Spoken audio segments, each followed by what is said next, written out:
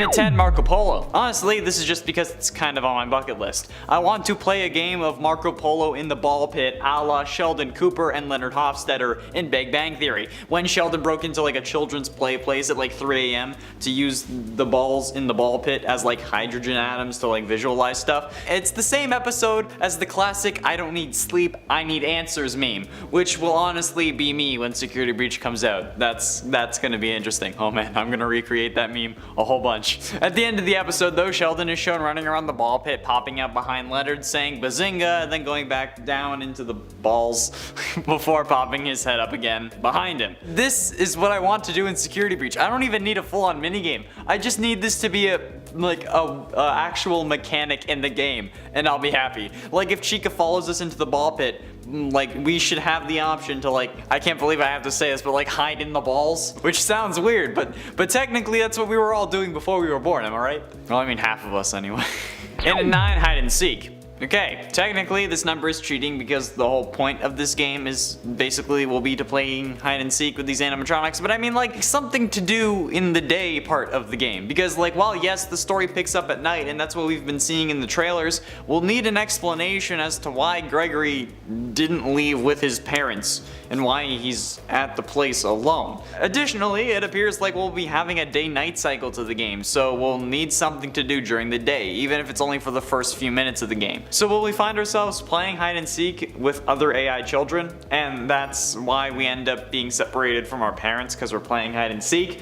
Plus, it would also serve as an easy way to introduce the mechanics that we'll be using throughout the entire playthrough with this minigame, because again, this whole game is basically going to be hide and seek. So honestly, I think it's a pretty solid idea, but knowing FNAF, it's never what I think. It's a day off at least. And at 8, tag. I know you may think this sounds stupid, but tag or some game like that with these animatronics would be interesting as hell. With the various different animatronic abilities from the looks with Monty's strength and most importantly Roxy's speed, classic children's games like tag or hide and seek like I just mentioned are definitely a fun addition. And let's be real, okay? Kids at a Pizzaplex like this are going to be playing these games anyway. And if FNAF wanted to finally introduce a multiplayer element to this game, this would be the way to do it. By having like crab style minigames with classic children's games. Maybe having someone be an animatronic instead of a kid, like whoever is it would be Roxy or another animatronic, each with a different ability or something. Or in hide and seek, whoever is searching is also an animatronic. I mean, I don't know, it could be a good way to introduce a multiplayer element to the series that's been understandably single player so far. However, with Vanny saying that she has all of our friends in the first FNAF teaser ever for this game, could that really have been Steel Wool hinting at multiplayer minigames online? And at 7, 8-bit minigames. The 8-bit minigames are a staple in the FNAF community, and are some of the parts that reveal the most lore about the games. The 8-bit minigames revealed the first victim, the detailed origins of the puppet, and even what William did after killing Charlotte.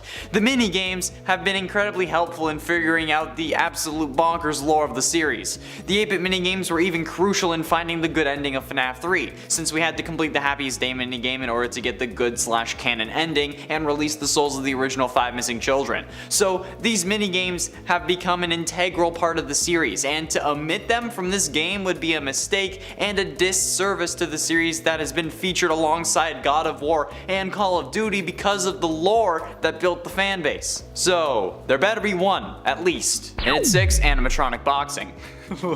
Like, okay, I doubt this will happen, but I really straight up just want to have a full-on fight scene between us as Freddy and another animatronic. Probably Monty because he seems to be the strongest character, but I picture a fight like Godzilla versus Mechagodzilla. I want it so bad. It's certainly an interesting thing that I want to happen, and based on what we've seen in the various trailers, it's not going to happen at all. But this is the kind of thing I want from a FNAF game. I want to beat the ever-loving snot out of these animatronics with my own bare hands.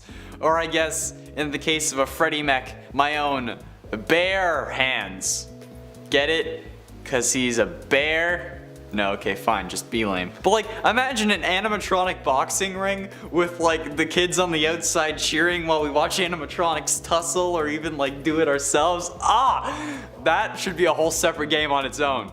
Great, now I want someone to make a FNAF Rock'em Sock'em Robots. If someone's doing that on Etsy, I'll buy it. Halfway through into number 5, arcade cabinets. With the Pizzaplex having their own arcade section, like basically any Chuck E. Cheese would, the idea of the arcade games, or at least a couple of them actually working, would be pretty cool, especially things like pinball or something. This could also be a great way to introduce the 8-bit minigames into this style of game, since between nights doesn't really seem like it's gonna happen when the game only looks like it's planned to be like a one night long kind of thing. And in addition to that, this would also be an interesting way to incorporate my ideas of how they could make like a real life Freddy Fazbear's, where they had like the custom arcade games about Midnight Motorist and Fruity Maze and whatnot. So maybe we'll end up seeing a couple of our old favorites in this new game. Hell, this could really just be the most successful pizzeria that someone made in Pizzeria Simulator. And then that's why there's a ball pit and like imagery of Helpy plastered on seemingly everything, which would be funny as hell. Like this whole Pizzaplex came from one person that Henry used to try to lure William to his death, and now William's just using it to get to Gregory for whatever reason. That'd be an interesting theory. And at 4, bowling. Bonnie seems to be not appearing in Security Breach, however they'll be there in spirit. They'll also be there as the mascot of the bowling alley that seemingly appears on the upper level of the Pizzaplex's main area. I don't expect this to be like Wii bowling, although that would be fun as hell. But instead, if there is a bowling mini game, I think it would just be like a simple, like you grab it and then you throw it and just kind of hope you hit some pins. Nothing too extreme with like a scoring system or anything, but just some small time fun, you know? Like how if you're playing Gary's Mod and a map you're playing on during like TTT or something has a bowling alley kind of thing, like TTT_ or bowling alley, for example. Man, I just realized how few people may actually know what I'm talking about and know what Gary's Mod is, and not know the joy that is Yogscast TTT videos. Wow, I feel old now.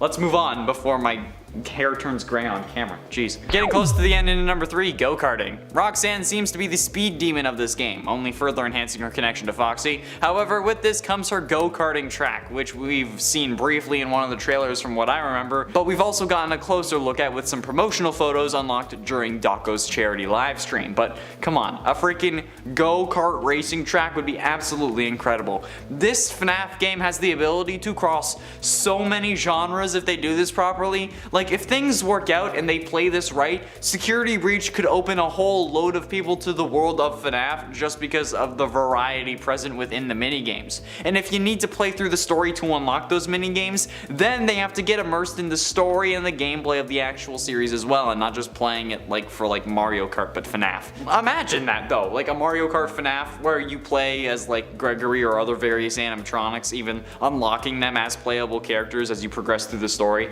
I mean, it's probably not going to happen, especially not like that, and we're probably hyping this game up way too much for it to reasonably meet expectations, but that's what happens when you get a fan base that's absolutely this freaking bonkers, Scott. So good job. Maybe you should have just given us the lore straight up. Penultimately, in number 2, mini golf. Thanks to trailers and some stills from promo images, we know that Montgomery Gator is going to have his own form of mini golf course in the Mega Pizzaplex, meaning hopefully that we'll get some form of mini golf minigame. Mostly because with everything being shut down, I need my ability to mini golf. Plus, every girl I suggest it to ends up ghosting me. So if I can't do it in real life, I better damn well be able to do it in Security Breach. I mean, the game was delayed not only due to COVID, but originally because Steelwool wanted to make the game bigger than Scott's original scope, right? So maybe they figured if we're adding all these sections, maybe we should make them into playable minigames and like a special daytime Pizzaplex minigame menu or something from like the home screen or something like that. I feel like that's an incredibly missed opportunity if it doesn't happen. If this game is going to cost as much as I think it will, given the current retail price of new console games being around $80, this better have hours worth of content and replayability, okay? We better get Golf with Friends FNAF edition out for this, basically, okay? And if not, Steelwool and Scott, you can buy that idea off me, okay? Just like DM me on Instagram. Link is in the description. Finally, and at number 1, laser tag. Much like the mini golf, we know there's going to be a section for laser tag inside the Mega Pizzaplex. So, considering how there seems to be a day and night cycle, we better be able to play laser tag during the day or I'm going to be mad. This is like the one thing I want in this game. I don't care if we don't get go-karting or mini golf or 8-bit mini games, okay? As long as we can play laser tag, I'm fine with it. Yes, I'm that guy. I love laser tag. I grew up playing it. And if COVID wasn't a thing, I'd be a regular Barney Stinson playing it every other weekend, okay? Laser tag is like my favorite thing. It's fun, action active and I get to take out my anger by shooting lasers at little kids, okay? And especially given what the FNAF series has done to me, I think I deserve that, okay? I think I've earned it. In my hometown, there was like this laser tag place called Laser Extreme, okay? And it was my favorite place to go. I'd go with my friend Nick, and we'd wreck kids using superheroes as code names. And then I'd go with my friend Cameron, and then that's where he got his nickname of Spike. And it's become a meme at this point, okay? Those were the days. It unfortunately closed, and I think it was partially due to COVID. And Laser Quest blows. It's bad, okay? Don't go to Laser Quest. But being able to play against animatronics in the Mega Pizzaplex will make me happy. It would be like the pirate ride in FNAF VR. It's all I would do in that game. And a 10 ball pit time machine. Now honestly, this isn't something I would normally put on a FNAF list, okay? If anything, I think I might have put this on like the worst FNAF plot points list. However, seeing a giant ball pit for the first time in an actual FNAF game that wasn't when you had to buy it interests me. Specifically because of the Fazbear Frights book Into the Pit and the story of the same name. Since in that story, the first Fazbear Frights story by the way, we see Oswald who can travel between 2011 and 1985 by jumping into a ball pit in his local pizzeria that actually used to be a Fazbear joint. And honestly, that book being released and then a ball pit appearing in the next FNAF game does not seem like a coincidence. So maybe it won't be as extreme as maybe 30 years, but maybe we could get like a little way to like quickly transition from like morning to night if we need to, like at least after the game is completed, like how in Boneworks you can unlock areas in sandbox mode and stuff. Like, can you unlock this when you complete the game? Hopefully this is a cheat or something that we can enable, even if it doesn't end up being canon. However, the inclusion of cheats could confirm the whole dream thing. That's a whole other can of worms that I'm not touching today, so don't get mad. 8 at 9 VR port. This may not be a popular desire when it comes to security breach. If you listen here and you listen good, maybe you'll understand. I want a VR port of security breach, okay? If they can turn FNAF VR into a flat game for the people who can't play VR, then they can turn security breach to be VR compatible, or at least like an update that allows it, okay? Because I want to play this game in my favorite gaming medium, okay? I don't care if people think it would ruin the game or the series, okay? This is my list and I can put whatever I want on it. So a VR port is something I really want to see in this game, especially if there are mini games, because holy shit, that's the stuff. I want to play VR mini putt with Glamrock Chica. I want to play laser tag with Glamrock Chica. I want to go on virtual dates with actual women. But since the world is kind of shut down and none of them want to go mini putting with me, let me do that with robots, please. And it 8 Easter eggs. Now, with over 7 years of history with a franchise as big as FNAF, we've come to expect a certain amount of lore to drop with each new installment. And honestly, at this point, the bar is real low for the amount of lore that will actually drop. But there should at least be a couple of Easter eggs to previous games. We've already seen ones in the trailers from the looks, with the security office that Gregory is hiding in while Monty smashes on the door in the October State of Play trailer. I mean, like, it's literally 1 second, but yet it's still something. So with this game being free roam, I'm expecting quite a few Easter eggs from this latest installment. Especially because if we don't have enough Easter eggs, we probably won't know enough about this game to theorize and make some timeline placements and whatnot. After the whole kerfuffle that I dealt with when trying to place this game before, with the FNAF AR email times changing depending on when you actually get them in real world time, everything was thrown for a loop. This is probably one of the most hardcore series in the world, at least lore wise, so we need every bit of detail that we can get so we can have a good understanding of what's going on moving forward, and so that we can finally know if the first FNAF games are the actual games in universe or if it's like the mini games or something, because we still don't know. It's been like 3 years, Scott. Come on. And it's 7 dark moments. At this point, the FNAF series is over 7 years old. It's grown, and so is the fan base. When this series started, I was in my 2nd year of high school. Now I've graduated college and am a full-time YouTuber. Oh, my parents are so proud. The fan base has gotten older just as the series has, and I want the games to reflect that. There have been some dark moments over the years. We've covered them in multiple lists. However, this time I want something real dark. Something that will shake me to my core and actually keep me up at night. I need some kind of shocking moment that will make me want to investigate more instead of doing it because it's my job. I want something juicy. I want some gore, and not some 8-bit pixel gore either, okay? I want to hear Gregory scream while he's crushed. I want to see Afton fall out of Springtrap. I want something jarring that will make me think. Give me that and I'll be happy. Plus, it fits with my current mindset. And it's 6 clear lore. I think that we all understand that FNAF lore is a bit more obscure than some other series. There is a lot more work that needs to be done to uncover it than in something like Halo, for example. But that's where we find the fun in it. We haven't had to decode ciphers to find any other game's lore, and that's what set FNAF apart from other horror games. But the real issue that I have with this is just the sheer amount of bull that gets in the way of the lore. Like, come on, Scott. You said yourself these games are looking forward to where the series is headed rather than where it was. We shouldn't have to wait for another 2 years for you to release a book explaining what's really going on in this game. It was fun at first, okay? But now, it's really annoying in my personal opinion. Like, you've been featured next to God of War, so please give us the God of Lore. And I didn't mean to rhyme when I started that sentence, but I couldn't miss the opportunity. Halfway through into number 5, multiple endings. I feel like this is kind of a guarantee or even a requirement in a FNAF game at this point, but we might as well discuss how it could happen. My best idea is that there's going to be around 3 different endings. One by following Vanessa, one by listening to Freddy and waiting until 6 AM, and the final secret one that could be unlocked via collecting objects around the map or with a certain set of conditions being met. Although I doubt punching a code into a wall is going to count this time, but I will be searching meticulously through the whole thing when the game comes out. Yeah, you know I'll be playing it. This is probably the only FNAF game that I'll actually have played all the way through. Don't get me wrong, I like the series, mostly, but I hate being scared. And since the game comes out literally tomorrow, you can all say goodbye to me for a week while I play this and investigate every single nook and cranny this game has, obviously asking for its consent first. And when I'm looking for lore and secrets and stuff, I'm probably going to be streaming it on my own stuff. But when I'm not, I may just play it for my own enjoyment, since nobody really watches us play games. Maybe I'll do it, maybe I won't.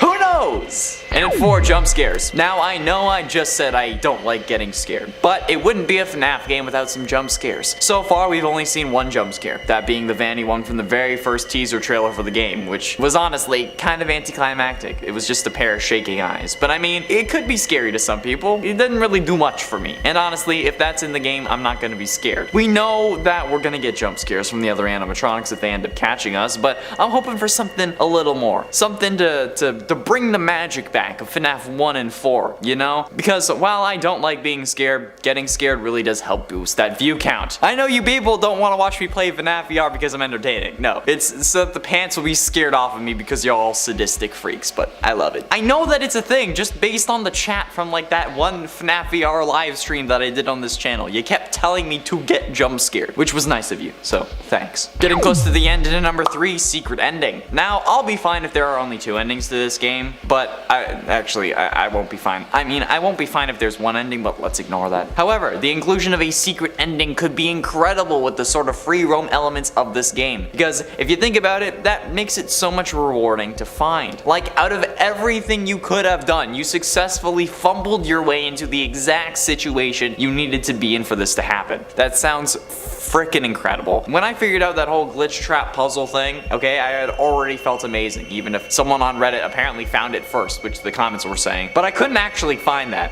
by the way. Like, I couldn't find the post that came out before the community post about it, but whatever. But stumbling onto a secret ending like that would be a incredible feeling. The absolute pure joy that I would feel would be better than like the past 5 years of my life. That would make me ballistic. If I was just to like stumble onto it with no prior knowledge to it, I'd feel like a real king. Penultimately, in at number 2, minigames. Now, whether or not there will be minigames like laser tag is still up in the air at the time of recording. However, 8-bit minigames are a staple in the FNAF community, and are some of the parts that have revealed the most lore about the games. The 8-bit minigames revealed the first victim that William had, the detailed origins of the puppet, and even what William did after killing Charlotte. The minigames have been incredibly helpful in figuring out the absolutely bonkers lore of the series. The 8-bit minigames were even crucial in finding the good ending of FNAF 3, since we had to complete the Happiest Day minigame in order to get the good and canon ending, and release the souls of the original 5 missing children. So these minigames have become an integral part to the series, and to omit them from this game would be a mistake and a disservice to the series. And finally, in at number 1,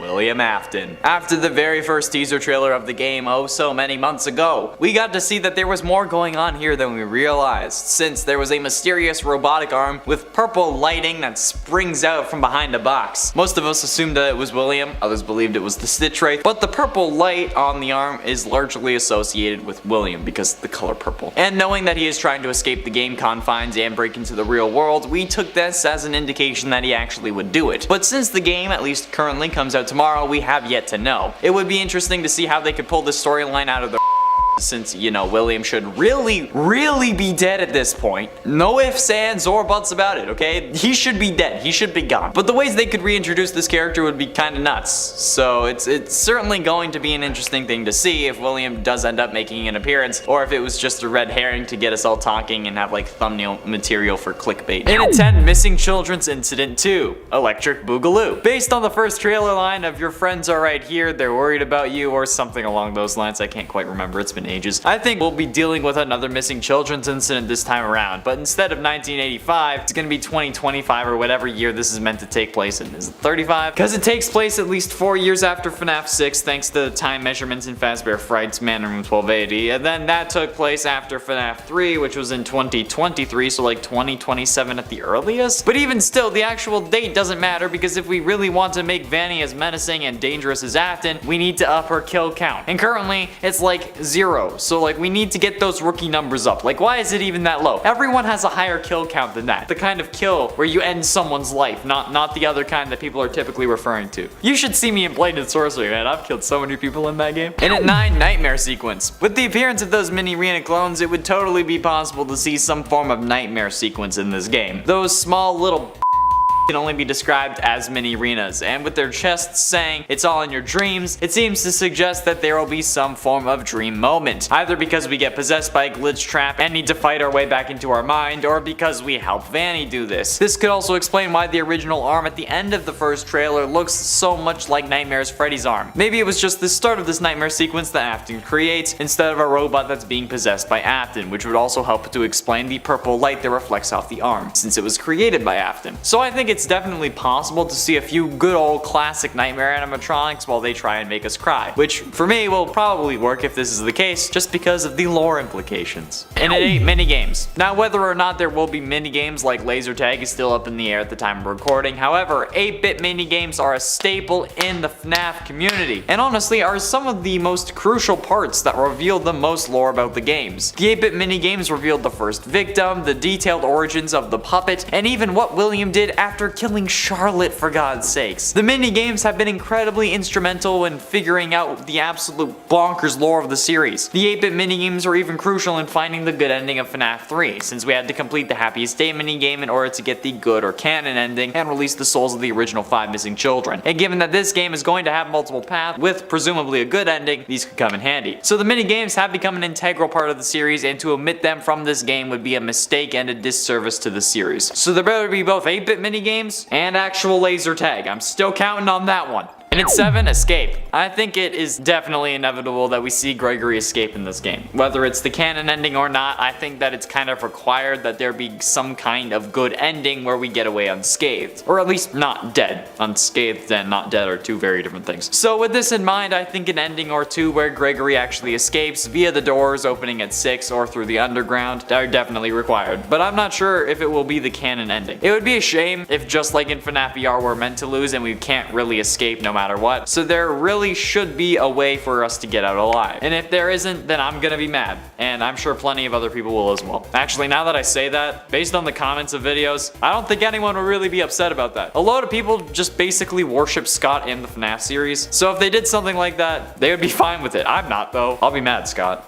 And at 6, Into the Pit. Seeing a giant ball pit for the first time in an actual FNAF game that wasn't when you had to buy it interests me. Specifically because of the Fazbear Frights book Into the Pit and the story of the same name. Since in that story we see Oswald, who ends up time traveling between 2011 and 1985 by jumping into a ball pit in his local pizzeria that actually used to be a Freddy Fazbear joint. And honestly, the book being released and then a ball pit appearing in the next FNAF game doesn't really seem to be a coincidence. So maybe it won't be as extreme as nearly 30 years, but maybe we could at least use that as a way to quickly transition from morning to night if we need to. At least like after we've completed the game, maybe like how in Boneworks you can unlock areas in sandbox mode and you can kind of do whatever you want. Hopefully this is like a cheat or something that we can enable even if it doesn't end up being canon. However, the inclusion of cheats could be a whole other thing. If we're gonna have Afton come back, we could do it with time travel. Halfway through, into number 5, Ritual. Just like I expect to see an escape of some sort in this game, I'm certain that there will also be a ritual of some sort in an attempt to bring William back, or maybe even destroy him. The games have been put in a really weird situation now that William has become sentient code. Usually to get rid of remnant-based creatures, we would have to burn whatever it's possessing. But being sentient code, you can't really burn it, especially if he's able to replicate himself, which I don't personally believe he is or should be able to do. In reality, William's stance depends on if they release the Freddy Fazbear Virtual Experience game despite the virus present within, the game that we were testing in FNAF VR. If they did, we're all screwed, because William has basically infinite consciousnesses, and thanks to that game being distributed. But if they didn't release it, then we're okay and only dealing with one instance of Afton that we will somehow need to burn if this is truly Remnant. If it's not Remnant, then we have no idea how to deal with him. So there would have to be some kind of ritual if it's impossible to burn him in order to destroy him. Perhaps like the Happiest Day minigame, but Afton edition, where we like recreate the missing children's incident or something so he gets so happy that he moves on. And 4, death. I can guarantee that someone is dying in this game. Either it's Gregory or Vanny/Vanessa, but someone is not making it out of this building alive. I 100% expect that one of the main characters of this game, be it pro or antagonist, will end up getting killed or dying accidentally in the case of Vanny, so that we as Gregory, a child, haven't killed someone directly. Kinda like how in every game, the fire starts mysteriously and we're never really the one to do it to kind of save the player's morality, or I guess to keep the game rating down. I'm not sure which one. Either way, I'm sure someone is going to be dying in this game, and not just if we get caught by animatronics. I am willing to put money on the fact that someone is going to die, and in my mind, I hope it's Afton. I don't want to deal with this man anymore. I'm straight up done with him.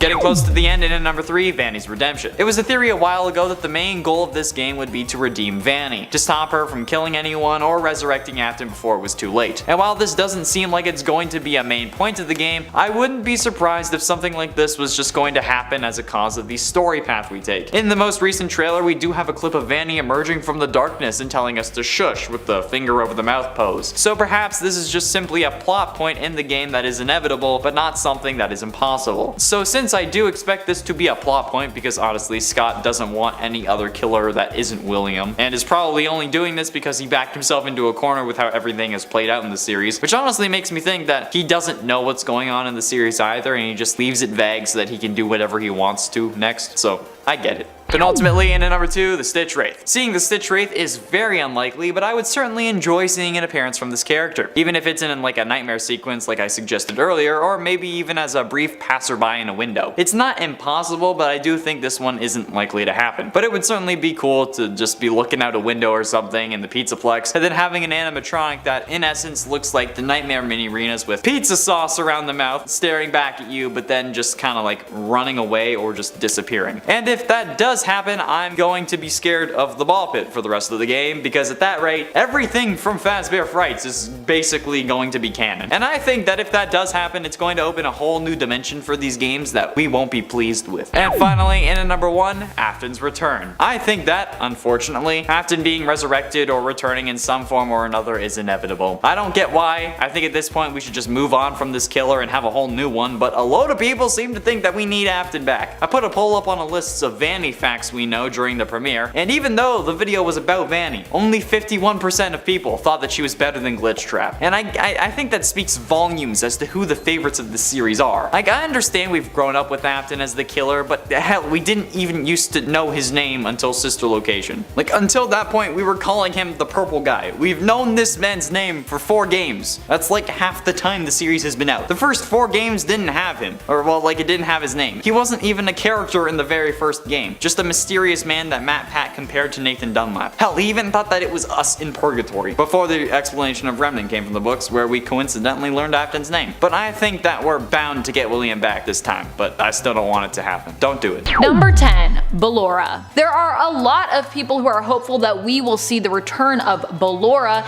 and with her get potentially more information on the Afton family and possibly William's wife, who she maybe was made to resemble. We're still not really sure on that yet. The purple hand at the end of the security breach trailer had many fans speculating that this could mean Ballora's return, as purple is her color. I, however, am more inclined to think that the purple hand could belong to someone else who may or may not make this list, but I also think that Ballora could end up being rebuilt. After all, many fans believe that Ballora did not contain a soul within her, so it is possible that she could be rebuilt, and her blueprints did at one point exist as well, so someone other than William could even get their hands on those and rebuild her, even update her and include her as an attraction at the Mega Pizzaplex. Number 9. Funtime Foxy, or really any of the Funtime animatronics. I am basically ready for an animatronic jamboree or parade with everyone showing up. I also have a theory that there could be some kind of storage facility beneath the Pizzaplex that stores all of the animatronics. Just based on that more behind the scenes setting that we saw explored in the trailer, where it's all dark and metal and there are pipes everywhere, it reminds me a lot of Circus Baby's entertainment and rental. I'm just saying. And friends, before we move on to this next spot, if you are as excited for Security Breach as we are, be sure to show that excitement by giving this video a thumbs up. I promise if you thumbs up the video, you will get the game faster. That's just how it works. I don't make the rules, I just play by them. Number 8. Golden Freddy. I am always hoping to see Golden Freddy because he is just my favorite version of Freddy Fazbear. He is known for being quiet, sneaky, and pretty rare. I also would just love to see if we get a new version of the character in Security Breach, or how his appearance could be updated there. In Five Nights at Freddy's AR Special Delivery, Golden Freddy has like solid gold teeth. So to me, the golden opportunities here are endless for what kind of appearance changes we could see happen with this character. I personally am into the idea of a neon or shiny Golden Freddy, just all neon everything for me please. Number 7. Foxy. I always want more Foxy, and with the new crew in this game featuring seemingly Roxanne Wolf in kind of Foxy's place, I'm hoping we'll see some alternate version of Foxy still in the game, even if it's not the original obviously. I mean, we have Roxanne Wolf, she looks pretty cool, but it's not Foxy. I mean, I guess you could already guess from the inclusion of Funtime Foxy on this list, I am a big Foxy fangirl. I love pirates, and I also really want to see some acknowledgement of just all the games and their animatronics in this newest one. Also, if William Afton could have potentially found a way to live on, it is possible that he could be making new original animatronics and trying to harvest new souls to trap within them. I'm just thinking out loud here. Could be possible. Number 6. Balloon Boy. Or the Balloon Boys Band, maybe? As Top 10 gaming co-host and Viper Girl channel host Bree suggested to me earlier today. I love the idea of a Balloon Boys band, actually. It just sounds so great. All the Balloon Boys. I personally find Balloon Boy so irritating, which is also why I kind of want to see him return and watch how players struggle with his existence in this game. I think we could see an alternate version of him in terms of gameplay function anyways, with the mysterious character that some people spotted in the trailer, appearing as a disruptive animatronic monkey with symbols or as a moon. A lot of people are saying it's the moon to the sun animatronic, which yeah, could be a thing. Or it could be someone different. There's lots of options. We don't really know yet. But to me, it also kind of, the position just looked like a monkey with symbols. I don't know if I'm the only one that's seeing that. I think I am. Perhaps this moon animatronic or monkey with symbols animatronic could even cause animatronics to be attracted to you as you attempt to sneak around the Pizzaplex. I'm just saying, if it's a monkey with symbols, you know what I mean? No one else thinks it's that. Everyone in the comments is gonna be like, Amanda, it's not a thing. Get out. Number 5. Circus Baby. So I know how unlikely this is before you start, but I still really love Circus Baby, and I want it to happen. I know she was burned up in the fire and I need to let her go, but she's just such a great animatronic and character, and I'm just still so hopeful that her sharing a voice actor with Vanessa, with both characters being voiced by Heather Masters, could mean that they end up being somehow the same person, or that there's some connection there. That voice actor connection could be the link we need as a hint that Circus Baby is still alive in some way and has somehow survived. I'm also of the mindset that all of William Afton's children at this point could have just actually been hyper-realistic humanoid animatronics that he created, and they weren't actually real children. And if that's true, who is to say he doesn't have backup somewhere and is simply looking to harvest souls to give them new life? Maybe they were just like the other animatronics, but they were like, looked like people.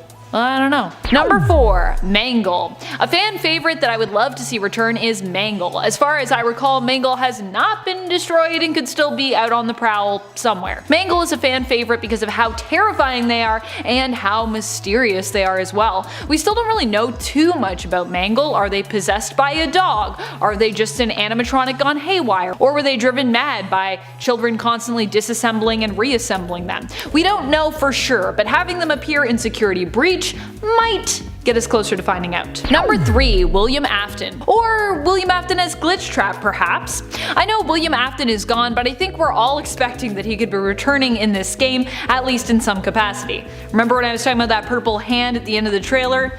Yeah, I'm pretty sure that that's William Afton.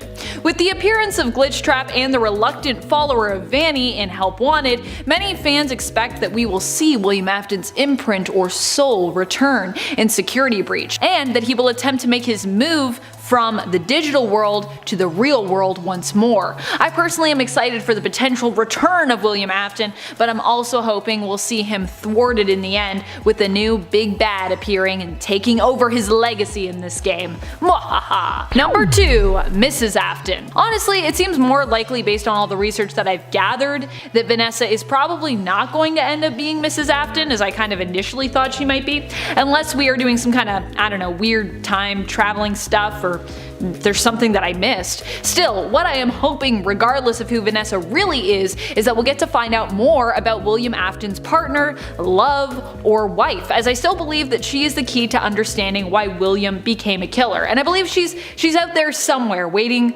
to be integrated into the story. Mrs. Afton doesn't even have to appear as a character featured in the game in terms of someone playable, a victim, or an animatronic. Even just having some kind of flashback or just more hints towards her would suffice for me for her inclusion in the game. I just want more pieces to help me solve this puzzle. There's so many gaps in the puzzle and I'm like, help, please help. Number 1, Stitch Wraith. It's really hard at this point for me to decide just who I would want the most in this game when it comes to characters, but the Stitch Wraith is definitely really high up there, so I decided to give him the top spot for this list. With the books and the games being mostly separate in terms of stories, the Stitch Wraith's appearance could give us a more established and reliable link between them than just, all the clues, the similarities, and the theories that we've pulled from the books thus far. The Stitch Wraith, I think, could also make a very interesting antagonist for not just the books, but also the games, as the way he's described is definitely horrifying, and his whole purpose in the book seems pretty sinister and awful. I don't know about you, but I personally am ready for my Stitch Wraith jump scare now. Please give it to me, Scott Cawthon. Give me the Stitch Wraith jump scare. Number 10, Nightmare. While we are all super excited for Security Breach, the question is, how scary will the animatronics we've seen so far actually be in the game? After all, they look fun and colorful and intimidating, but not really, I don't know, scary? They aren't Withered, they aren't Nightmare, and they definitely are not Springtrap. They look like fully functional, shiny new animatronics. Now, brand new and bright colorful animatronics of course can be scary, but not just based on appearance alone. Usually you need something extra there. So it might be cool to add something a little bit more surface level scary to the mix. That's right, what if Nightmare appeared somewhere in Security Breach? I personally think it would be cool if the whole Nightmare crew showed up at some point and we have I don't know, a little dream sequence featuring them, but then again, I'm probably just dreaming with these hopes, or I guess nightmaring, I suppose. Number 9, the Endos. As I said with my previous point, while I am hyped for Security Breach, I also feel like it could use just a dash more scare. Nightmare might be a good way to add that in, but you know what else could be another good way to do this? With the Endos. Endos are short form for what we usually refer to as an endoskeleton animatronic, and there actually have been a few versions of them to pop up in the franchise, but we've never really seen them developed into any kind of main threat or main character. Even in Special Delivery, endos show up and attack you, attempting to jump scare you, but they aren't the main attraction in that game either. They're kind of like the warm-up. It would be cool to see an endo take on a role as more of a main character or main antagonist. Even perhaps a whole fleet of endos showing up at once? I mean, that sounds pretty scary to me. Makes me think of Terminator. There's nothing scarier than a robot without its skin on. And friends, before we move on to this next point, if you are enjoying this list and you want more FNAF lists where we talk about more FNAF characters, please be sure to let us know by giving this video a thumbs up. And why not click subscribe while you're down there. It's good for you, I promise. People say every time you click subscribe, an angel gets its wings. Number 8, Puppet. The Puppet is one of the freakiest characters we had in the FNAF universe, and while it might now be gone and Charlie's spirit might be free, it would still be cool to see some form of it return, even if it's just a form of the Puppet that was remade in some way. The Puppet as a character, as a design, is disturbing and unique. We don't have a ton of other animatronics that quite compare to it or look as similar. Perhaps we could have some new version of the Puppet, some other kind of, I don't know, Jack-in-the-Box style animatronic that was maybe even part of security or kind of like a guardian, like how the Puppet was. It would be cool to see the Puppet return in some kind of heroic manner, even if the character wasn't Charlotte any longer. I would love to see a hero Puppet. It's so creepy, but it's such like a sweetie, you know? Creepy, but a sweetie. Number 7, Lefty. Some have even imagined a version of Lefty glam rocked out, but me personally, I would be happy just to see regular old Lefty. Lefty has really only made a brief appearance in the franchise, first appearing in Freddy Fazbear's Pizzeria Simulator, and then later in the more predictable and not as story-focused titles Ultimate Custom Night and Special Delivery. Lefty could also be a 2-for-1 deal too. If we saw another version of the character, there might be another puppet within it. Maybe a new puppet, glam rock puppet? That could be really weird and disturbing, but also kind of cool. Glam rock puppet. Number 6, Funtime Freddy and Bon Bon. We might have talked about this a bit in part 1, I don't remember, but a lot of people have actually theorized that the glam rock animatronics are part of the Funtime family, and that like the Funtime animatronics, these glam rock animatronics could also be designed for, well, for storage. Storage of people. In Security Breach, fans think we might actually be able to climb into the glam rock animatronics and even perhaps control them, needing to use their unique abilities to get around the Pizzaplex safely and efficiently. Actually, was this something that MatPat mentioned? I feel like it was something that MatPat mentioned. So thank you, MatPat, for this theory, if that's where it came from, and I'm sure it did. Thank you for this theory. I agree with it. I think it's a really good theory. Now, of course, if this theory is true, and the two groups of animatronics are linked, then who is to say that the Funtime animatronics, or at least some version of them, might not be hiding somewhere? Somewhere in the Pizzaplex. You know who is another animatronic known for their capacity to store? Funtime Freddy. I'm just saying, I've seen the blueprints. Number 5, Springtrap. I know.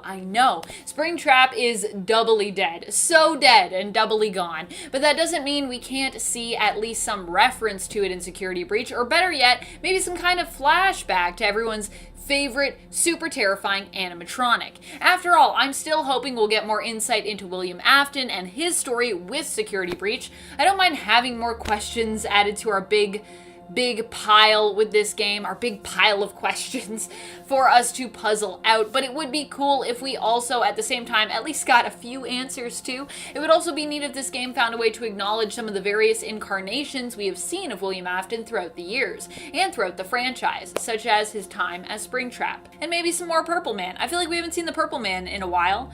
We know purple is his color, but like I'd love to see that incarnation again. Number 4, Carl the Cupcake. Am I the only one who feels bad that Carl the Cupcake seems left out of Security Breach? Poor Carl. Is Glamrock Chica over cupcakes now? Has she left Carl behind? We see her with her guitar and her leg warmers, but hey, where is Carl? What happened to Carl? Someone tell me. Did she eat him? Carl the Cupcake even got their own jump scare in later games like Help Wanted and FNAF 4, so I'm really hoping that somewhere there is a Carl lurking in the dark, waiting to jump scare you. Maybe a whole army of Carls. Now that is something I would love to see. Attack of the Carls.